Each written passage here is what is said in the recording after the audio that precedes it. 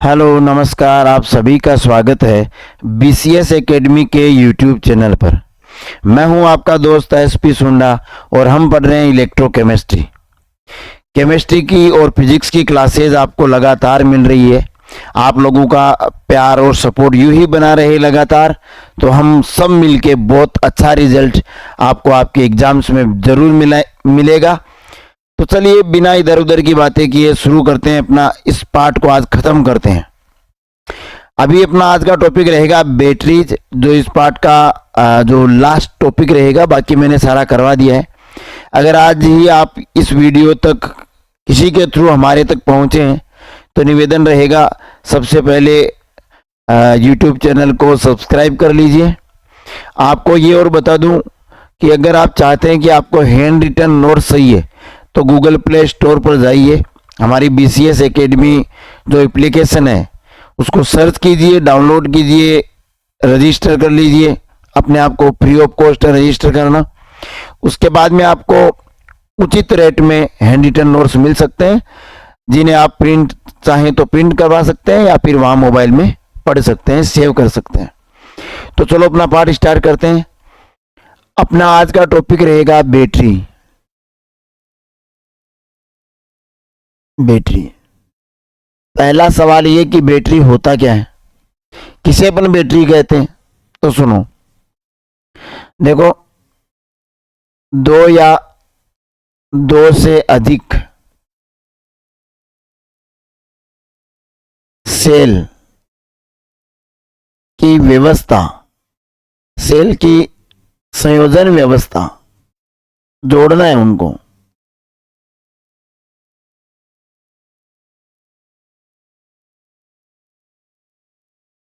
क्या कहलाती है, बैटरी। यानी सेल मिलकर क्या कहलाते हैं, सेल अगर श्रेणी क्रम में जोड़ दे अपन तो मिलकर क्या बन जाते हैं, बैटरी बन जाते हैं। जैसे अपन इस तरह से दर्शाते हैं सेल को, बड़ी लाइन प्लस, छोटी लाइन माइनस। ये तो है सेल। अगर हम इसे बैटरी के रूप में दिखाना चाहते हैं तो फिर ये लो, अपन ने दो सेल को जोड़ दिया और ये मिलके क्या कहलाएंगे, बैटरी। तो ये तो परिभाषा होगी सेल या बैटरी की। इसके बाद में सेल या जो बैटरी है वो दो प्रकार के हैं सर। कितने प्रकार के हैं, दो। एक तो है प्राथमिक सेल या प्राथमिक बैटरी, एक को अपन कहेंगे द्वितीयक। प्राथमिक का मतलब प्राइमरी, द्वितीय का मतलब सेकेंडरी। तो सेकेंडरी सेल या सेकेंडरी बैटरी, प्राइमरी सेल या प्राइमरी बैटरी क्या होते हैं, समझते हैं। प्राथमिक सेल वो है, प्राथमिक सेल वो है जो एक बार उपयोग में ले सकते हैं।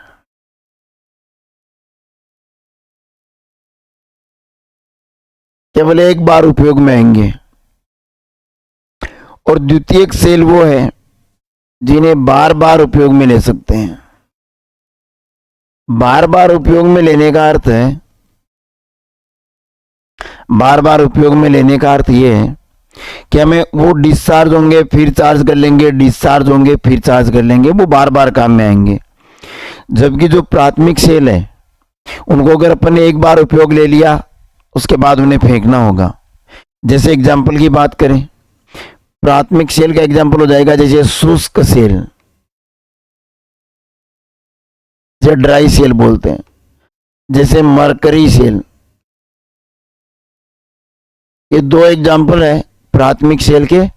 यानी इनको अगर अपन ने एक बार काम में ले लिया तो दोबारा काम में नहीं ले सकते, दोबारा चार्ज नहीं होंगे। द्वितीयक सेल जैसे सीसा संचायक सेल, जो इन्वर्टर की बैटरियों में, गाड़ियों में जो बैटरी काम में आती है उसको क्या बोलते हैं, सीसा संचायक सेल। यानी उनको बार बार हम उपयोग में ले सकते हैं। तो आपके मोबाइल फोन में, आपके लैपटॉप में जो बैटरीज है वो सेकेंडरी बैटरीज है, उन्हें हम फिर चार्ज कर सकते हैं, फिर उपयोग में ला सकते हैं। तो ये हो गया बैटरीज के बारे में। अब मैं आपको जैसा कहा था कि नोट्स, देखिए ये नोट्स आपको एप्लीकेशन पर मिलेंगे सर।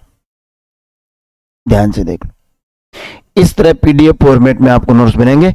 मैं आपको थोड़ा विस्तार से भी दिखा देता हूं, इस तरह से, इस तरह से आराम से आप देख रहे हैं कितनी अच्छी राइटिंग में है। तो आपको अगर नोट्स चाहिए तो आप बीसीएस एकेडमी की एप्लीकेशन गूगल प्ले स्टोर से डाउनलोड कर लीजिए, रजिस्टर कर लीजिए, आपको ये नोट्स मिल जाएंगे। चलो देखो,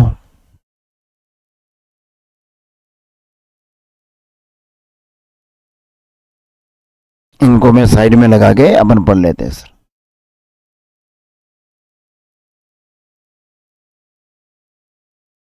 लग जा भाई, ये देखो सुनो, अपन ने क्या पढ़ा सर? अपन ने ये पढ़ा, इसमें लिखा है जो दो या दो से अधिक गैल्वेनी सेल श्रेणी क्रम में, कौन से क्रम में? श्रेणी क्रम में एक दूसरे से जुड़े हो तो ये व्यवस्था क्या कहलाती है? बैटरी कहलाती है। ठीक है, इस प्रकार बैटरी विद्युत रासायनिक युक्ति होती है जिसे ऊर्जा स्रोत के रूप में काम में लेते हैं। इसके गुण क्या है कि वजन में हल्की होनी चाहिए और इसका परिवहन आसानी से किया जा सके। वजन में हल्की होगी तो एक जगह से दूसरी जगह आसानी से अपन कैरी कर पाएंगे। इसका जीवन काल अधिक होना चाहिए। जीवन काल से मतलब क्या है? वो ज्यादा टाइम तक विद्युत धारा दे, हमें ज्यादा समय तक हम उसको उपयोग में ले सके।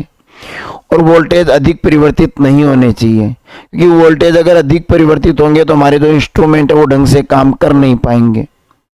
प्राथमिक बैटरी, ऐसी बैटरी जिन्हें पुनः आवेशित नहीं किया जा सके प्राथमिक बैटरी या सेल कहलाते हैं। मैंने आपको बताया कि जिन्हें केवल एक बार उपयोग में ले सके। रासायनिक अभिक्रिया एक ही दिशा में होती है। रासायनिक अभिक्रिया एक ही दिशा में होने का अर्थ हो गया जैसे कोई रिएक्टेंट है वो प्रोडक्ट में बदल गया, अब वो प्रोडक्ट रिएक्टेंट में नहीं बदल पाएगा, तो ये एक ही दिशा में होती है। तो मतलब ये है कि एक बार अगर आपने इसको उपयोग ले लिया तो दोबारा उपयोग नहीं ले पाएंगे। तो एक ही दिशा में इनकी अभिक्रिया होगी। रासायनिक अभिक्रिया एक ही दिशा में होती है। इसका एग्जाम्पल है शुष्क सेल यानी ड्राई सेल और मरकरी यानी पारा सेल। अब आगे है जी द्वितीयक बैटरी। द्वितीयक बैटरी किनको कहते हैं? द्वितीयक बैटरी हमने पढ़ा था कि उनको कहते हैं जिन्हें पुनः आवेशित रिचार्ज किया जा सके, पुनः आवेशित कर ले। सीसा संचायक सेल है, उसे कई बार चार्ज किया जा सकता है। इसके एग्जाम्पल है सीसा संचायक सेल और निकल कैडमियम सेल। चलो आगे बढ़ते हैं। अब अपन सभी बैटरीज और सेल के बारे में थोड़ा विस्तार से पढ़ेंगे। जैसे पहले पढ़ेंगे प्राइमरी बैटरीज के बारे में, प्राथमिक सेल के बारे में कि प्राथमिक सेल क्या है। तो प्राथमिक सेल में पहला अपन सेल ले रहे हैं शुष्क सेल। कौन सा ले रहे हैं जी? शुष्क सेल।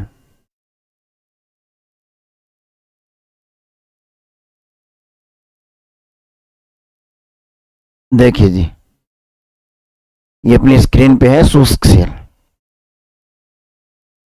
नो जी, ये क्या है? शुष्क सेल। अब इसके बारे में देखते हैं। देखो, आपको हर सेल के बारे में ये ध्यान रखना होगा कि वो सेल का चित्र क्या है। अगर आप बोर्ड्स की तैयारी कर रहे हैं तो उसका डायग्राम आ सकता है। चित्र क्या है?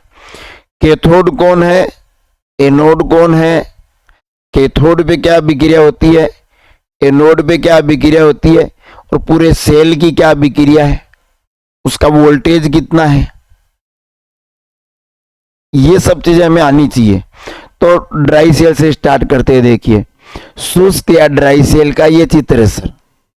ये देखिए ध्यान से, इसमें क्या होता है, बाहर की जो केप है, बाहर की ये जो केप है वो एनोड है और बनी हुई किसकी है? जिंक की। जिंक की बनी हुई है सर। ये देखो, ये वाला, ये जिंक की बने हुए है, एनोड की तरह काम करती है। ग्रेफाइट की छड़ है, वो कैथोड का कार्य करती है। ये ग्रेफाइट की छड़, ये सर,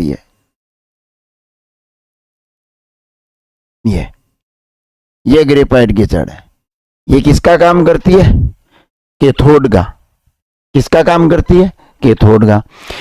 इसमें कैथोड के साथ में पास में भरा होता है MnO2 मैग्नीज डाइऑक्साइड और कार्बन का चूर्ण भरा होता है। यहां ये जी, ये देखिए इसमें ये बराबर है मैग्नीज डाइऑक्साइड और कार्बन का चूर्ण। साथ में इधर ये जो जिंक एनोड है इसके आसपास में विद्युत अपघटे के रूप में ये दो लोग भरे हुए सर, अमोनियम क्लोराइड विद्युत अपघटे है, ये विद्युत अपघटे, विद्युत अपघटे। तो अमोनियम क्लोराइड और जिंक क्लोराइड ये इसमें विद्युत अपघटे का काम करते हैं जी। साथ साथ में नोट्स बनाना चाहें तो देख लीजिए। शुष्क सेल है और तेरी देखो, शुष्क सेल का एक नाम और है जी सर, इसको लेग्रांजे सेल भी कहते हैं। क्या कहते हैं? Leclanche cell. कि शुष्क सेल या लेग्रांजे सेल में जिंक धातु एनोड का और ग्रेफाइट छड़ कैथोड का कार्य करती है। ग्रेफाइट छड़ पर पीतल की टोपी लगी होती है, ये जी सर, यहां ये रही, ये धातु की टोपी है ना, वो पीतल की होती है, जिसके आसपास में सूक्ष्म रंध्र होंगे। वो क्यों होंगे? क्योंकि जब केमिकल रिएक्शन होगी तो क्या उत्पन्न होगी? गैस। वो गैस बाहर निकलेगी सूक्ष्म छिद्रों से। आगे बढ़िए जी।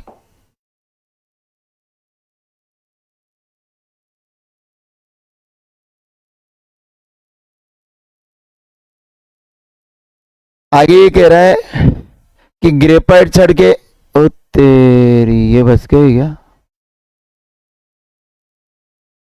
एक मिनट,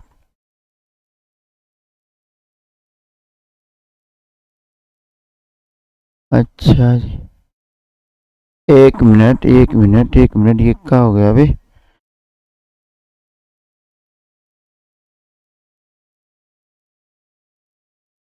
चलो जी, अपने सुनने पे डाल लेते हैं।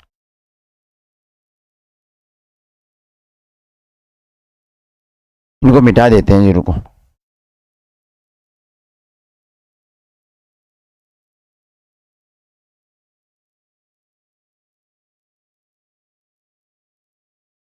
इनको एक बार मैं साफ कर लेता हूँ, फिर आराम से पढ़ेंगे। देखो जी, हाँ सर, इसके बाद में देखो,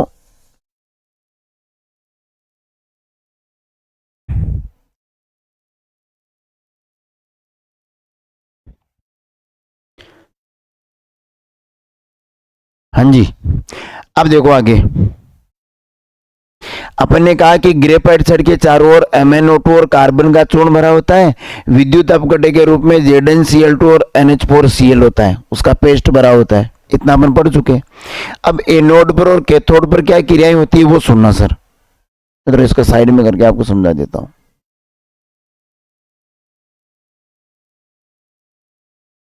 देखो जी,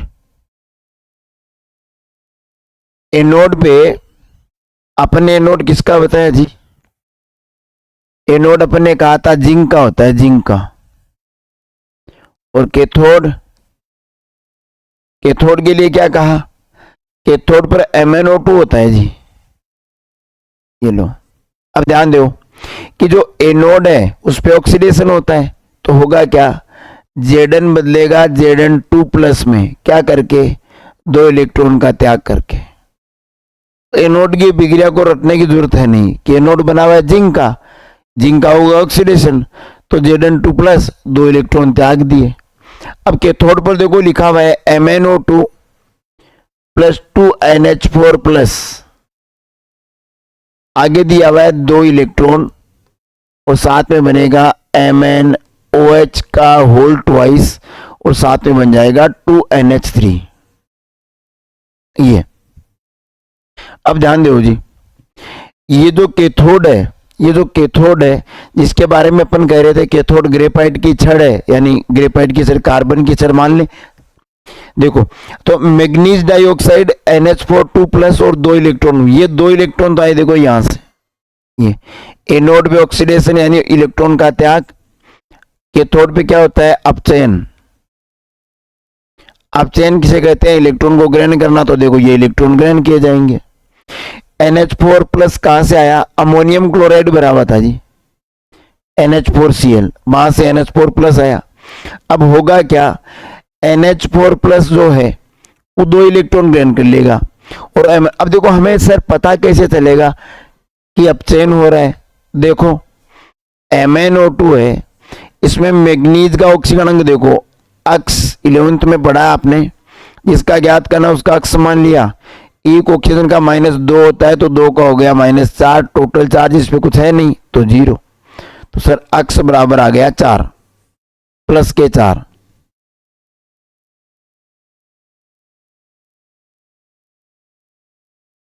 अक्स बराबर प्लस के 4 आ गए जी। इधर देखो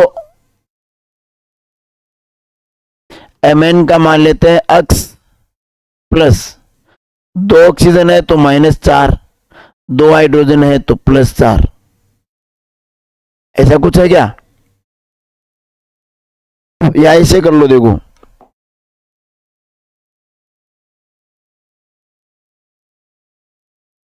एक OH का होता है -1, 2 का हो गया -2 बराबर 0। अक्स -2 बराबर 0, अक्स बराबर +2। अब देखो Mn का ऑक्सीडेशन नंबर 4 से 2 हो गया कमी, और ऑक्सीडेशन में कमी क्या कहलाती है, अपचयन। तो यहां पर MnO2 का अपचयन हो रहा है, यानी मैग्नीज डाइऑक्साइड का अपचयन हो रहा है मैग्नीज हाइड्रोक्साइड में, और ये दोनों के दोनों एनोड और कैथोड पर अभिक्रिया हो गई। अब हमें सर सेल अभिक्रिया पूछता है, सेल अभिक्रिया। सेल अभिक्रिया कैसे करेंगे रटने की जरूरत नहीं है, आपको करना क्या है सुनो। जैसे अपन ने यहां पर लिख रखा था 2NH3। अगर आपको टोटल सेल अभिक्रिया करनी है, कुल सेल अभिक्रिया देखनी है, तो ये काम करेंगे अपन, एनोड और कैथोड की जो अभिक्रिया उनको जोड़ देंगे। जोड़ेंगे कैसे, इसका अभिकारक और इनके अभिकारकों को एक साथ लिख देंगे। चलो लिख देते हैं, Zn plus MnO2 plus 2NH4 plus 2 electron, ये जी लिख दिए। अब उत्पाद के रूप में उत्पाद को जोड़ देते हैं, ये लो Zn2 प्लस 2 इलेक्ट्रॉन, अब ये लिख देते हैं MnOH का होल ट्वाइस प्लस 2NH3। अब जब अभिक्रियाओं में समीकरणें जोड़ी जाती है तो करते क्या है कि उनमें जो सेम चीज है उनको काट देते हैं। इधर देखो 2 इलेक्ट्रॉन, इधर भी 2 इलेक्ट्रॉन। अब जो बच गया वो पीछे ओवरऑल समीकरण हो जाएगी। तो ओवरऑल समीकरण बनेगी, सेल अभिक्रिया बनेगी Zn plus MnO2 plus 2NH4 plus, अभिकारक में ये, उत्पाद में ये बचेगा जी, इसको छोड़ दो और ये चीज बच जाएगी जी, इतना। तो इनको एक साथ लिखो तो ये हो जाएगी क्या, सेल अभिक्रिया। बिल्कुल बिल्कुल। आगे देखो, अगली चीज है कि ये जो शुष्क सेल है इसका विद्युत वाहक बल, ये भी याद रखना, विद्युत वाहक बल, इलेक्ट्रोमोशन फोर्स EMF की वैल्यू 1.5 वोल्ट होती है, ये आपको याद रखना है। ऑब्जेक्टिव या छोटा क्वेश्चन पूछा जा सकता है बोर्ड्स में भी और कंपटीशन में भी। और इसका उपयोग की बात करें तो रेडियो में या सामान्य घड़ियों में ये काम में आता है, रेडियो में या सामान्य घड़ियों में इसका उपयोग होता है। तो ये हो गया शुष्क सेल। अब आगे जितने भी सेल है उनको सर अपन इसी वे में पढ़ेंगे, यही तरीका रहेगा सबके बारे में। तो उम्मीद करता हूं आपको ये सेल तो समझ में आया होगा। अगला जो अपना सेल है वो है जी मरकरी सेल। कौन सा है, मरकरी सेल।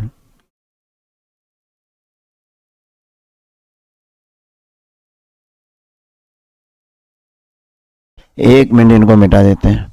आप है ना नोट्स बना सकते हो साथ साथ, या लिखे हुए लेने हैं तो एप्लीकेशन में जाके पढ़ सकते हो, वहां से खरीद सकते हो। चलो जी, अब देखो अगला अपना सेल है मरकरी सेल। मरकरी सेल, अब जैसा कि मरकरी नाम आ रहा है यानी पारा, पारा को बोलते हैं मरकरी, तो Hg सेल है, इसमें मरकरी होगी। इसमें यह कह रहा है कि जिंक अमलगम का एनोड है। सर एनोड किसका है, एनोड बना हुआ है जिंक अमलगम। अब बताओ अमलगम किसे बोलते हैं? पारे की मिश्र धातुओं को अमलगम बोलते हैं। पारे की मिश्र धातुओं को अमलगम बोला जाता है। तो यहां पारे की मिश्र धातु यानी धातु किसके साथ मिश्र धातु है? जिंक के साथ। तो अपन कह सकते हैं ZnHg। ये तो क्या है? एनोड। कैथोड है जी। यहां पर देखो कैथोड बना रखा है यहां पर कार्बन प्लस HgO को। कैथोड बना रखा है कार्बन प्लस HgO को। ये याद रखने होंगे, जिसे रटना कहते हैं। थोड़ा ये पार्ट है उसको याद रखना होगा। समझा मैं देता हूं क्या चीजें कहां क्यों कब कैसे है, बाकी याद आपको रखना होगा। तो कार्बन प्लस HgO का बना हुआ है कैथोड। अब सुनो कि जो मरकरी सेल है उसमें Zn अमलगम का एनोड है, जिंक अमलगम का एनोड है और C प्लस HgO का पेस्ट कैथोड का काम करता है। ये अपन ने यहां देख लिया। विद्युत अपघट्य के रूप में NaOH, KOH और ZnO होता है। NaOH हो सकता है, KOH हो सकता है, वह ZnO का पेस्ट, इनका पेस्ट होता है जी विद्युत अपघट्य। विद्युत अपघट्य तो इतना याद रखना, विद्युत अपघट्य कौन है, एनोड कौन है और कैथोड कौन है। इसके बाद में कह रहा है कैथोड और एनोड पृथक्कारी के द्वारा अलग अलग होते हैं। यानी जो प्लस माइनस है उनके बीच में एक प्लेट है जो उनको अलग रखती है प्लस माइनस को। और इसका जो सेल विभव है वो 1.35 वोल्ट होता है। सेल विभव जिसे EMF वगैरह अपन ने पढ़े थे, सेल विभव ये आपको याद रखना है। 1.35 क्या लिखा जा रहा है वोल्ट, ये होता है जी। अगर इसकी बात करें विक्रियाओं की, अगर बात करें इसके विक्रियाओं की तो सुनो।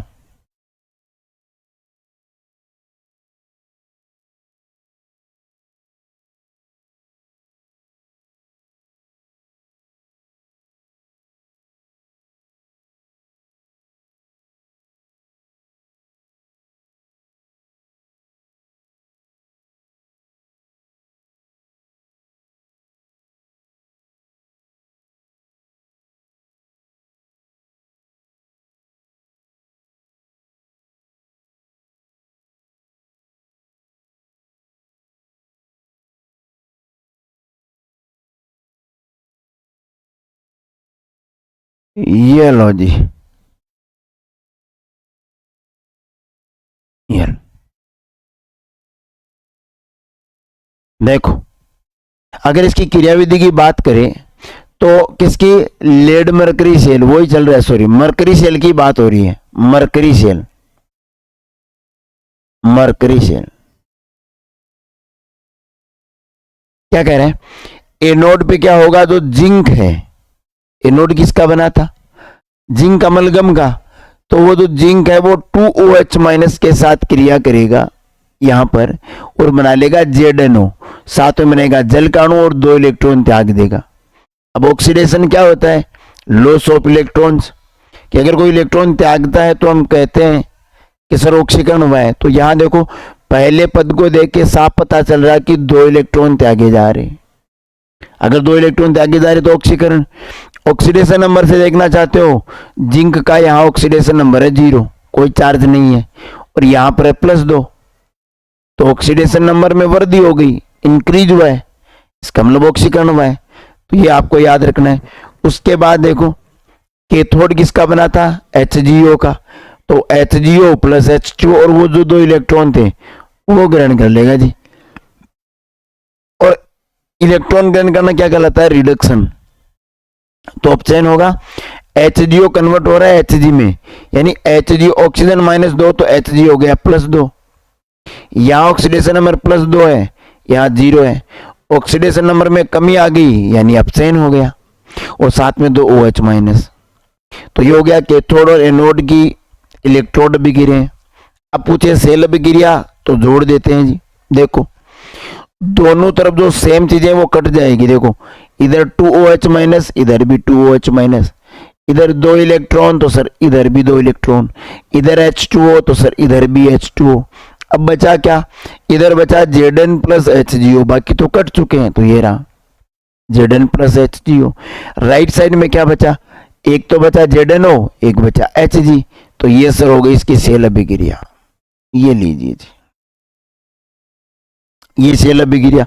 मैंने कहा था ना बच्चों कि एनोड और कैथोड को ढंग से याद कर लेना, सेल अभिक्रिया आपको रटनी नहीं पड़ेगी, वो आपको आसानी से समझ में आ जाएगी, जोड़ दोगे आप, कर लोगे इतना, तो सब कुछ नहीं रटना। बाकी लास्ट में इनका उपयोग आ गया, मरकरी सेल का उपयोग होता है सर घड़ियों में और सुनाई श्रवण यंत्रों में, ईयरफोन वगैरह उनमें। तो ये हो गया पूरा आपका मरकरी सेल, जो बटन जैसा आता है ना छोटा सा सेल, उसकी बनावट अपन ने देखी है सर।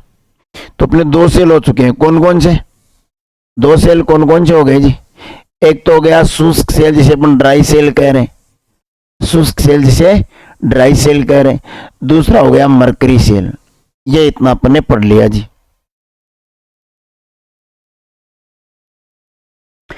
अब प्राथमिक बैटरीज तो हो गई, प्राथमिक बैटरीज तो अपन ने तरीके से कर ली। अगले वीडियो में अपन देखेंगे सेकेंडरी बैटरीज। तो मैं आपसे यही निवेदन करूंगा कि अगर आपको वीडियो अच्छा लग रहा है, चीजें समझ में आ रही है, चाहे तो एप्लीकेशन पे जाके नोट्स आप बाई कर सकते हैं, चाहे तो हमारे साथ स्क्रीन पे आप वीडियो रोक के साथ साथ लिख सकते हैं, वो आप पे है, पर मेहनत आपको करनी होगी। अगर आप मेहनत करेंगे तो मैं वादा करता हूं आपको line to line word to word चीज समझ में आएगी। चाहे आप एनसीईआरटी की तैयारी कर रहे हैं, चाहे आप बोर्ड एग्जाम्स देख रहे हैं, चाहे आप कोई कंपटीशन एग्जाम की तैयारी कर रहे हैं, आपको सब कुछ बेहतरीन तरीके से समझ में आएगा। निवेदन बस ये रहेगा कि अगर आपको हमारे वीडियोस ठीक लग रहे हैं, आपको फिजिक्स के वीडियोस भी मिल रहे हैं, केमिस्ट्री के भी, अगर ठीक लग रहे हैं तो कमेंट जरूर कीजिएगा, सब्सक्राइब कीजिएगा और अपने फ्रेंड्स के साथ शेयर भी कीजिएगा, ताकि अच्छा कंटेंट, मेहनत से बनाया हुआ कंटेंट लोगों तक पहुंचे। तो फिर मिलेंगे, तब तक के लिए नमस्कार, जय हिंद, जय भारत, खुश रहिए, पढ़ते रहिए।